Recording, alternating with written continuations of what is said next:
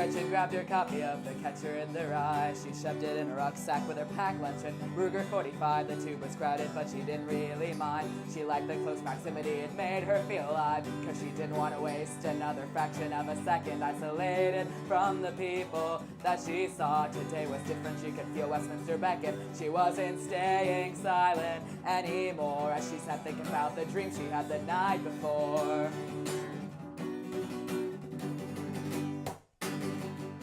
The crowds were gathered ready to shout heckles and abuse, and Gretchen squeezed her way up to the front so that she had a decent view. Head of state on foot about to wander through 200 angry people with complaints long overdue, and they didn't want to waste another perfect opportunity to give this lousy lying cheat what for. And Gretchen's heart was beating faster than a bumblebee. She reached for her gun, she had a thought, a silly thought about the dream she had the night before.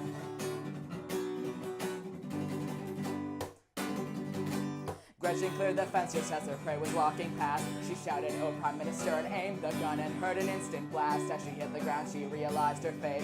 A bullet to the chest from a young copper by the gate, and he knew he could wait another fraction of a second to neutralize the threat he saw appear. As she lay dying, she was calmer than she ever felt. She waited for the world to disappear. It disappeared into the dream she had the night before.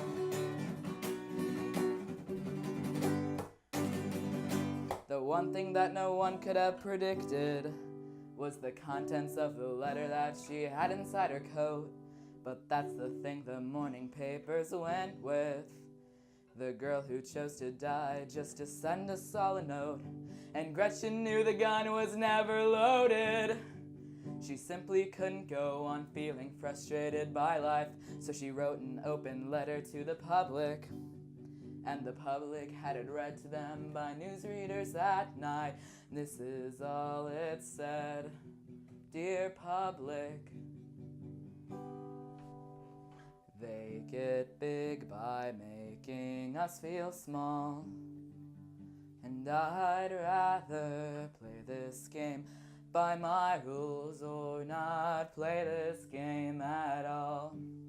They shove the world into millions of boxes, and I can't help but feel the squeeze.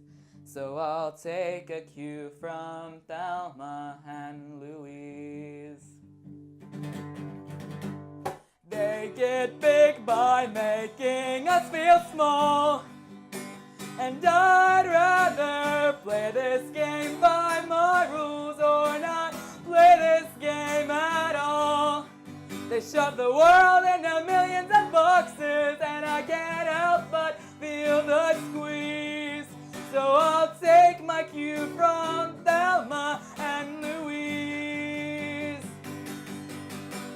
They get big by making us feel small, and I'd rather play this game by my rules or not play this game at all. They shove the world into millions of boxes, and I can't help but feel the squeeze.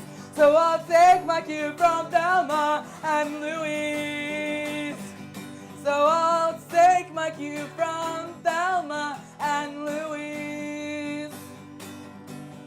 So I'll take my cue from Thelma and Louise.